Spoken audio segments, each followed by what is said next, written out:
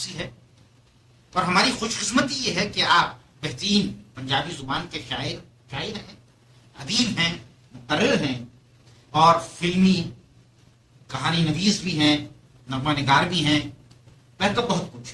اس کے علاوہ اردو زبان کے میدان میں بھی آپ کو درک حاصل ہے. جی تو میں سب سے پہلا سوال یہ کرتا ہوں کہ آپ کا نظریہ شعر کیا ہے؟ جی میرا نظریہ شعر یہ ہے کہ جیسا کہ آپ سب کو معلوم ہے، شعر میں ہمیشہ سے دو نظریات چلے آ رہے ہیں، جسے کہتے ہیں ادب برائے ادب اور ادب برائے زندگی. میں 100% ادب برائے زندگی کا قائل شخص ہوں، اس لیے کہ میں نے جتنا بھی غور کیا ادب برائے ادب پہ، میں یہ سوچتا ہوں کہ زندگی سے کیا اسے خارج کیا جا سکتا ہے؟ جب کوئی چیز زندگی سے خارج کی ہی نہیں جا سکتی تو پھر وہ چیز یعنی برائے زندگی ہوا کرتی. یعنی جو کچھ بھی اس زندگی میں ہم سے متعلق ہے وہ یعنی برائے زندگی ہی ہے. اب خواہ مثلا ادب برائے ادب میں ایک شخص ہے، وہ ایک فن پارا دنیا کے سامنے پیش کرتا ہے، مثلا شعری نثری یہ ایک تصویر بناتا ہے، وہ اس میں اس نظریے کو بالکل اپنے تئیں یعنی اپنے خیال میں منقطع کر دیتا ہے کہ اس کا کوئی بھی تعلق زندگی سے نہیں ہے. یہ میں نے ادب پارا برائے ادب یا برائے آرٹ یا فن پیش کیا دنیا کے سامنے. اچھا اب فرض کیجئے کہ یعنی اس نے ایک ایسی چیز اس میں بنا دی ہے جو وہ اپنے تصور میں سوچتا ہے کہ اس کا زندگی سے کوئی تعلق نہیں. تو سوال یہ ہے کہ جو افراد اسے اپریشیٹ کرنے کے لیے آئیں گے یا اسے دیکھنے کے لیے آئیں گے وہ کیا مردہ ہیں؟ وہ ایک زندہ حقیقت ہے جو اسے جا کے اپریشیٹ کرے گی اور دیکھ رہی ہے. تو اس طرح سے اس کا تعلق بہرحال زندگی سے تو وابستہ ہو گیا نا. یعنی زندگی سے کس طریقے سے اسے خارج کیا جا سکتا ہے؟ اب مثلا میں ایک بات کرتا ہوں، ادب میں یا آرٹ میں یا فن میں جو بھی چیزیں دنیا میں بنائی گئیں، لکھی گئیں یا سامنے پیش کی گئیں پوری انسانیت کے، وہ کسی نہ کسی انداز میں زندگی سے مکمل طور پہ منسلک ہوئی. مثلا وہ تعلیم کے میدان میں انہی چیزوں سے کچھ حصے لے کر تعلیم کے میدان میں رکھے جاتے ہیں تاکہ آنے والی نسلیں جو ہیں انہیں پڑھیں، دیکھیں، سمجھیں اور ان سے ٹریننگ حاصل کر کے آگے انہی لائنز پہ یا اپنی اختراع کردہ نئی لائنز پہ چلے. تو بہرحال وہ یعنی زندگی سے تو بہرحال وہ چیز متعلق ہو گئی. ان کا صرف یہ خیال ہوتا ہے کہ ادب برائے ادب سے مراد یہ ہے کہ ہم کسی مخصوص نظریے سے متفق یا منسلک نہ ہوں. اچھا اب نظریے سے منسلک ہونا یا نہ ہونا یہ بھی ایک بڑی خوبصورت بات ہے. فرض کیجئے ہم جتنے یہاں لوگ بیٹھے ہوئے ہیں مسلمان الحمدللہ.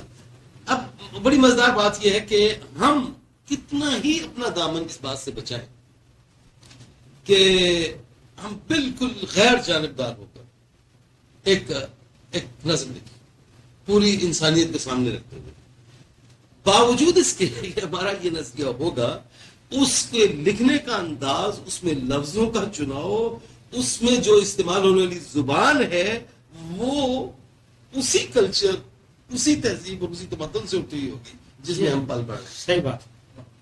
یعنی مثال کے طور پہ ایک امریکن ہے یا ایک انگریز ہے، وہ اپنے ہاں کی فضا کے مطابق ایک چیز لکھتا ہے. اچھا وہ کہتا ہے کہ جی میں نے یہ جو کچھ بھی لکھا ہے یہ برائے ادب لکھا ہے، اس کا کوئی زندگی سے تعلق نہیں ہے. میں کہتا ہوں کہ یعنی وہ چیز جو وہ پیش کر رہا ہے اس میں اس کے لاشعور سے، وہ جو صدیوں سے یعنی ڈیولپ ہوا لاشعور ہے، اس سے اٹھ کر وہ چیزیں آئیں گی جو اس کے کلچر کا، اس کے تمدن کا، ان ساری چیزوں کا حصہ ہے. اور کلچر اور تمدن جو ہے اس میں مذہب ایک بہت بڑا حصہ ہوتا ہے،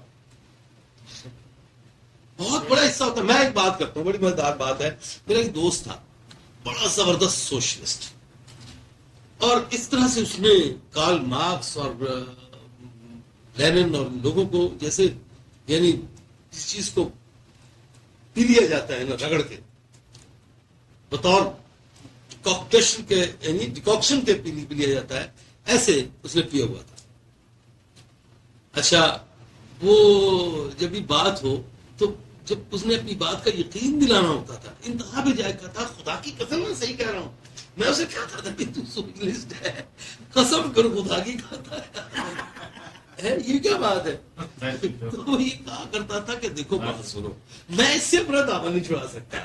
جب بھی میری انتہا ہو جاتی ہے نا بات کرنے کی میں بس کوئی چارہ نہیں رہتا تو پھر میں مجبور ہو جاتا ہوں. یہ ہے وہ کلچر وہ تمدن جس کا ہم حصہ ہیں جس کو ہم نہیں یعنی کسی بھی قیمت پہ اوائڈ نہیں کر سکتے ہیں جو مرضی کر لیں. اور اس پہ یعنی گھنٹوں مستے رہتے تھے بات پہ دیکھو یہ کہتا جی بات ہے کہ خدا کو مانتا نہیں ہے مذہب کے خلاف دن رات باتیں کرتا اور جب یقین دلانا تھا کہتا خدا کی قسم ہے قرآن شریف کی قسم ہے ایسی قسمیں کھایا کرتا تھا. تو میرا مقصد یہ ہے کہ آپ کسی بھی نظریے کیوں نہ عامل ہو جس فضا ماحول میں آپ پلے بڑے ہیں اس ماحول کے مطابق آپ کا ادب یعنی آگے بڑھے گا. اور جب وہ آگے ان لائنز میں بڑھے گا تو آپ مجبور ہیں کہ اس کا رابطہ جو ہے زندگی اور زندگی کے متعلقات سے ہو. زندگی میں جو چیزیں یعنی خواہ کو روایتی کہیں یا کچھ بھی کہیں آپ وہ یعنی مجبور ہے انسان کو اس سے اس کا تمام رابطہ. ادروائز یعنی آپ دیکھیے جیسے اس کائنات کی تخلیق میں کوئی شے جو موجود نہیں وہ آپ کے تصور میں نہیں آ جو چیز آپ کی آنکھوں کے سامنے نہیں آپ کے تصور میں نہیں آ سکتی. بس ایک بات میں کرتا ہوں اللہ تبارک و تعالیٰ کے بارے میں یعنی دنیا کی اکثریت ہے وہ یقین رکھتی ہے کہ وہ ہے مگر چونکہ کسی نے دیکھا نہیں ہے تصور نہیں آپ کام کر سکتے کہ اللہ کیا ہے. صحیح بات. بار بار کیا ہوگا کبھی تو آئے گا کہ اللہ تعالیٰ شاید انسان جیسا ہے یا شاید نور ہے. یہ جو یعنی مختلف چیزیں ہیں جو سنتے رہتے ہیں آپ اس کے مطابق ایک تصور بناتے ہیں اس کا صحیح تصور نہیں کر سکتا انسان. اسی طرح سے کوئی شخص اگر یہ چاہے کہ وہ ادب میں کوئی ایسی چیز تخلیق کر دے کہ وہ کسی آرٹ کسی کلچر کسی تمدن کسی تہذیب کسی مذہب سے متعلق نہ ہو یہ ناممکن ہے. اس کو اسی میں سے ابھر کے سامنے آنا پڑے گا. تو نتیجہ یہ ہوا یعنی فائنلی فیصلہ یہ ہوا کہ ادب برائے زندگی ہی ہے. آپ کتنا اس کو برائے ادب کہیں وہ زندگی کا ہی حصہ ہوگا اور زندگی سے ہی ابھر کے